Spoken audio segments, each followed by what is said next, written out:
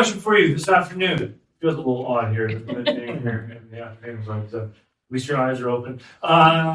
What is the furthest you've ever traveled? Perhaps. Well, how about this? What's the furthest you ever walked? How about that? What's the furthest you've ever walked? Perhaps you've walked to school.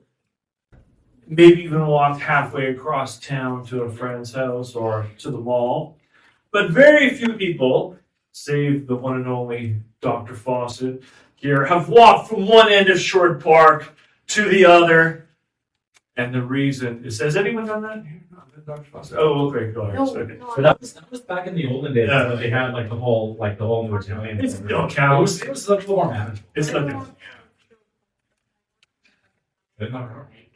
Okay. In the mountains. That is a long time. That is a very long time. Awesome. Now, and one reason, though, few people have traveled from one end of Sherwood Park to the other, is that traversing this hamlet just takes too long.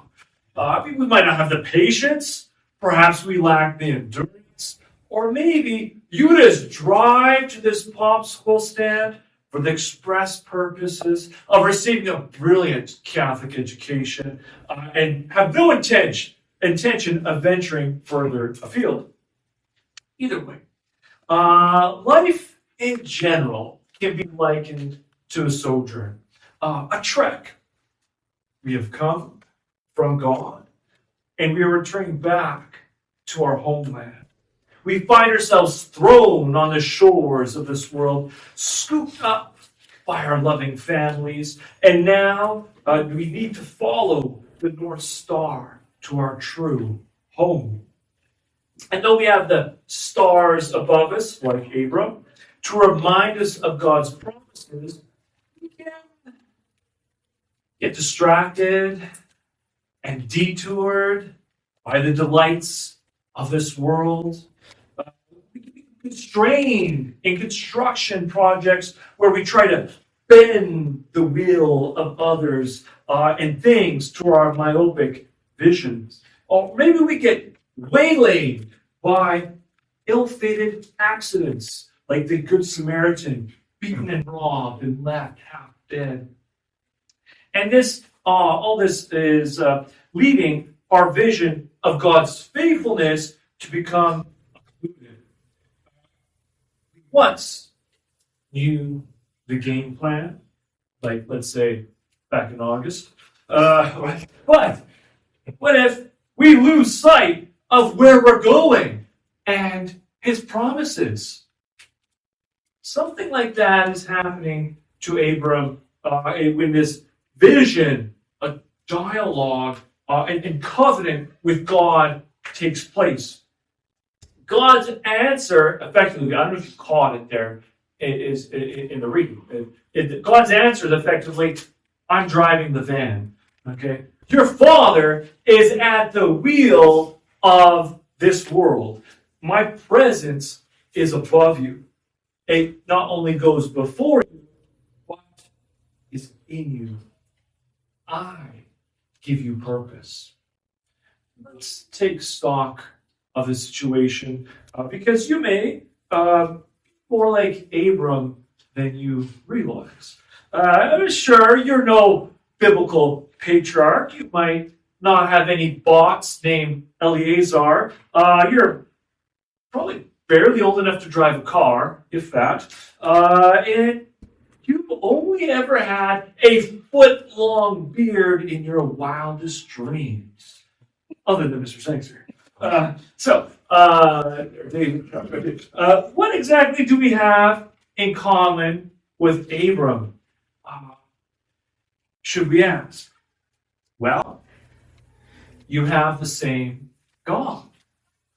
You look up at the same stars. You didn't just emerge out of thin air at 8:30 this morning, meaning you have a backstory too. Most importantly, you have both glimpsed God and the Pascal Mystery, as we hear in Galatians 3:8. Scripture foresaw God's plan and announced the gospel in advance to Abraham. More on that later. But to help, let's go over the details. I'm assigning you a special 2-credit project. Yes, no, it's not a capstone, but it's a stage production. How about that? That's right. You're directing Abram, the story. That's right. Okay, so you're the director of Abraham's story. I didn't ask Mr. Starkle for permission for the project like that. It doesn't matter. Oh yeah. No. So this is what you have to do. What scenes do you need to prep? And as I counted, there's more or less 7 scenes that lead up to today's reading. There's the summons in Haran, his first trek to Canaan. There's that uneasy settling between Bethel and Ai, or Ai. You remember Bethel, the house of God, and Ai, the heaps of ruin. There's that awkward Egypt episode. Then, later, the separation with Lot, and followed by Lot's rescue from darkness. And then that 7th scene, the majestic Valley of King episode, or the King's Valley, where the kingly priest offers bread and wine, blessing God Most High. Okay, you got that? You got those 7 scenes? Okay, good. There's basically 7 takedowns, that you have to do before today's covenantal dialogue. Now, whomever you cast for God, I have no idea how you're going to do God's voice, but whoever it is won't have any difficulty remembering the lines, because in all those scenes, God only speaks 3 times. And this scene is the first one where Abram responds. Okay, now let's revisit this 8th stage of today's reading. Remember what happens? The word of the Lord in a vision comes to Abram. So the word of the Lord enters. The same word spoken at creation enters into dialogue. And this is a word of protection. I am your shield. And it's a word of promise.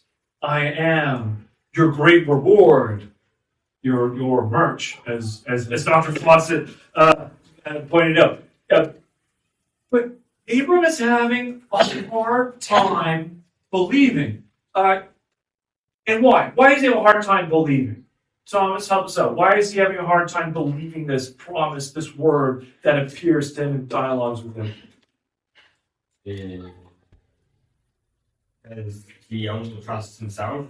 Well, that is a very interesting answer. We'll see how that plays out next chapter. Go ahead. His wife are both burial. This seems like such a ridiculous thing. Yeah, and okay, run with that a little bit. They're very old. What's the problem then? They have no kids, no descendants. That's right. And it's very much implied. They also. They're coming into he's called them. That's right. That's that he's called them out of that to a new land, to a new way of life. I am the Lord your God. So he's called them as his God. Yeah. So this is now his God. Yes. It seems that it's implied certainly. Abraham's wondering, can he trust this word that enters into the scene in God's earth's and remember that the words say to Abram? Well, he reassures him, and then what does he do next? He brings him where? Brings him outside. That's right. You guys ever go outside? When it's dark out? Yeah. And you can see the stars. This morning I was outside quite early. You can look up and you can still see the stars, right? And so in this vision, this trance-like state, God directs his eyes heavenward. And Abram sees the stars on the canvas of creation and believes, and it's reckoned to him as righteousness, as we heard last time. But the curtain doesn't drop on the scene yet. Not yet. the dialogue continues, this time revolving around another promise. Did you catch what this next promise was? What was it, Santiago? That was the first promise. Yes. Oh, yeah. Oh, you got it. Okay. You're nodding, so I thought you had it. Oh,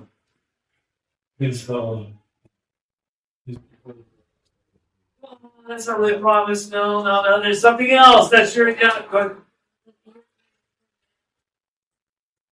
Yes. You got it. Yes, sorry. First promise. This one is land. The promise of you'll cling to the land. That's right. So he says, I'm the God who brought you to the land of Chaldea. I'm giving this land here to you. And Abram, if he's anything like us, he just can't quite see this destination, how he's destined to come into possession of this. And God's response is remarkable. So he has this objection. Okay. So what does God respond after that? What does God do? What does he tell him to do? What is God's next move here on the stage? It's an imperative. He commands him to do something. Go and... Oh, thank you. Yes. Bring me cows, goats, and sheep. 3 of each. Okay, so that's the first thing. And along with 2 birds. What were the birds again? A turtle dove and a pigeon. Okay, turtle dove and a young pigeon. Now, surely Abram would have understood the significance of this request. And if you're an urbanite, like I'm guessing some of you are, you'll be forgiven if you don't. Therefore, what are they for? His favorite pastime. That's right. Well, close to it. Yes, it's a covenant. There will be a bunch of animals. Yes. Or a covenantal ritual. Yes. Does that? I think he says sacrificial lamb. Yeah. Now, can we do that, Mr. Sangster? Okay. Yeah.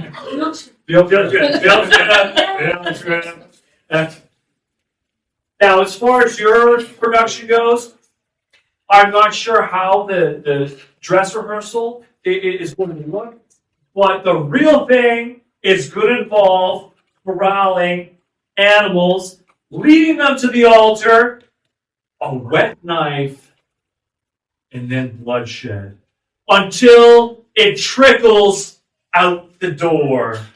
Yes, hang on, Veronica. We'll come to it. While the turtle dove and the pigeon aren't dichotomized, perhaps because of their size, they too are offered. And it was common in covenants between people and another people, or between a nation and a nation, or between a people and a god. What happens here is this was happening. Okay, so you would have the sacrifice during the covenant.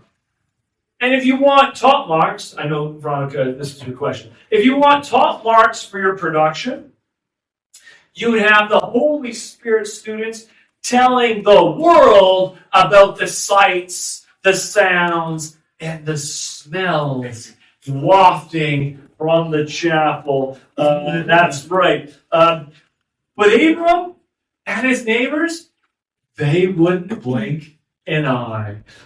In fact, they'd be wondering, what took you so long? What took you so long? You've been here for 2 years, and no livestock still traipsing through the front doors. What kind of covenantal people are you? Sarah, yes. Just to get this straight, you want us to murder animals and traumatize a bunch of like little kids. Because that's Mr. Sangster's favorite thing to do. I think we're playing this at the feet of Mr. Starko, actually. And I think he's game for anything, really. I can't see him saying no. Okay. Let's wait till Mr. Starko gets the Okay. So, now how does this... smell? We can put him to the loose. Well, that would be the kingdom thing. We're not going there. This is the Lord calling for this. So it's a different sacrifice. But how does this work? After the bloodletting, what happens next? There's a lot of bleeding. Okay, well, you raise the knife, you bring it down, and then you need to walk between the remains. And for those sitting a ways back from the altar, don't worry. We're going to splash some lifeblood on you if you didn't get some already. It washes out, don't worry. All of which is saying, and why would you do this? You're saying, with your actions, let this blood seal the path between us and God. Your lifeblood and mine together with his, that's the blessing. And should I ever break this bond, let what happened to these animals happen to me. That's the curse. So there's a blessing and a curse in a covenant. And covenants, they consist of some fairly strong words and stronger yet actions. We, of course, well, I know you guys are all anxious. How's this going to look? We have the Divine Liturgy. We have Holy Mass. And Bishop Barron once said, Mass is like it's like play, a type of recreation. And I think when he says that, I think he's trying to shock us a little bit. But he's pointing out that it doesn't have the utility, the covenantal liturgy of Mass doesn't have the utility the way, say, mowing your grass might, or going shopping might. So why do we do this on a given Sunday morning? Well, to be sure, God has no utility for the Mass. We can't add anything to one who is simple. But he loves us. He loves us enough to give us the covenantal liturgy. He gives us a sense of purpose, of utility. And he tells us at the end, at least in the Latin, ita missa est, which is translated as, go out and get your hands on the potter's clay and shape the things of this world. Did I get that right? Roughly, Fawcett? yeah. Okay, I think that's what it translates as. Just. Yeah. So today, Abraham, he tells him, Abram, dichotomize the animals, bring them to me. God, in other words, he's calling Abram onto the stage, as well as to help set it up. And with all this going on, did you notice, take note, who's hovering, watching from the air? Did you catch that little detail? Birds of prey. Yes, the birds of prey. The vultures show up. They don't create, they destroy. They don't build up, but tear down, or in this case, tear into. And yes, rabbinic commentators point out that those aerial adversaries invoke the specter of the nations, the Gentiles, who will feed on Israel and threaten their covenantal faith and her covenantal sacrifices. And to the extent that these nations march in the name of their vicious idols, these circling birds also signify the fallen gods, the archons, the rulers of this age, the cosmocrats of darkness. But Abram, foreshadowing the gospel, drives them away. And note what unfolds next. So after the birds of prey are driven off, what happens now? Did you catch it? It's now the twilight of the day. After corralling and cutting and fending off the enemy, what happens to Abram?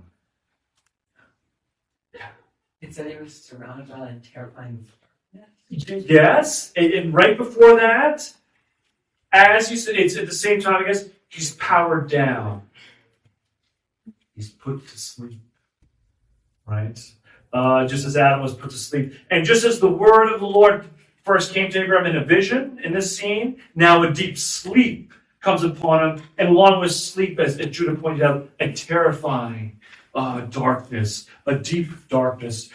So the man who fought in darkness for Sodom's son, without want for a shoestring in reparation, now faces nocturnal terror. And in this sleep state, the Lord reveals to him the alienation his offspring will face. Their enslavement of 400 years. This oppression until the iniquity of the Amorites is completed. And accompanying this dark news is another one of assurance. The restoration of his descendants and of his burial. Abram's descendants, like him, will emerge from the house of oppression, we are told, with great possessions. That's right, remember the possessions. And God will bring judgment upon the nations and who they represent once their iniquity is complete, and Abram will be buried, resting in peace. Next is the most unexpected event. It transpires. Abram doesn't actually emerge from sleep. What happens next?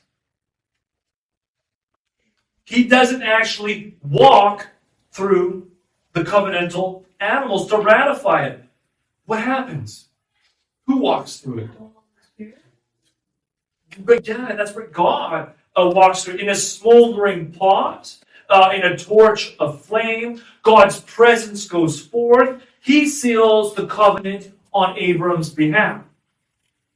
So ends the 8th scene. What are we to make of all of its parts?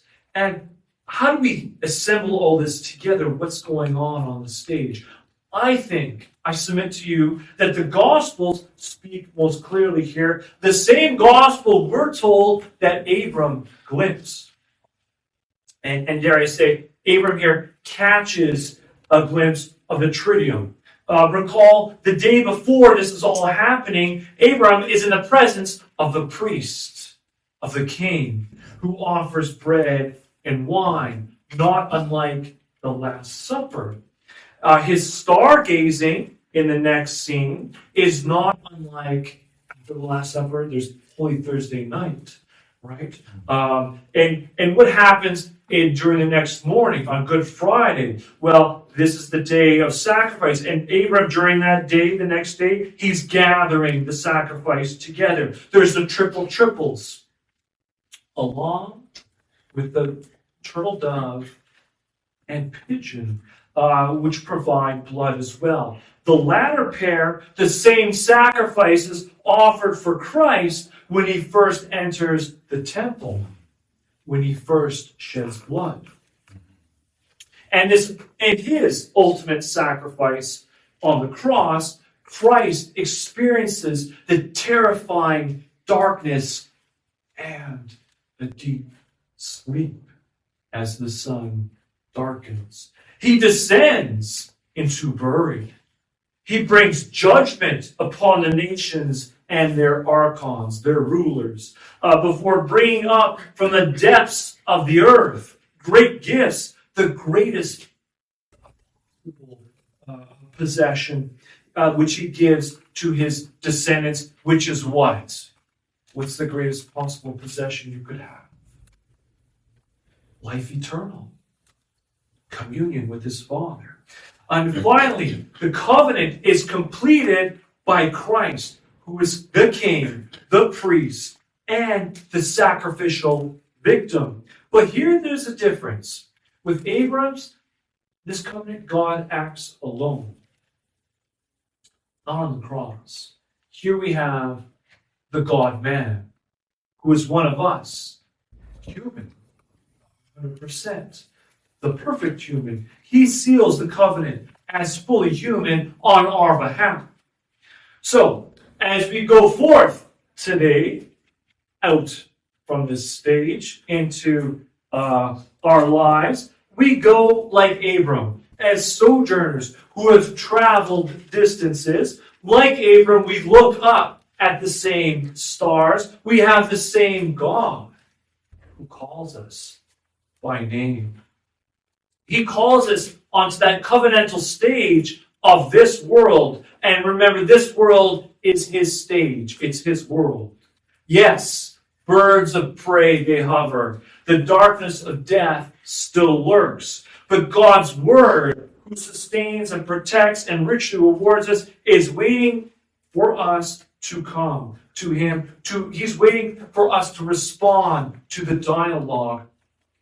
To that end, let's take a moment now and let's ask the Lord to speak to us. So I invite you to take a prayer posture. We won't imitate Abram's great sleep, tempting as that might be. And I invite you to close your eyes, to hear, to see what image, idea, what word he has for you. As we say, speak, Lord, your servant is listening.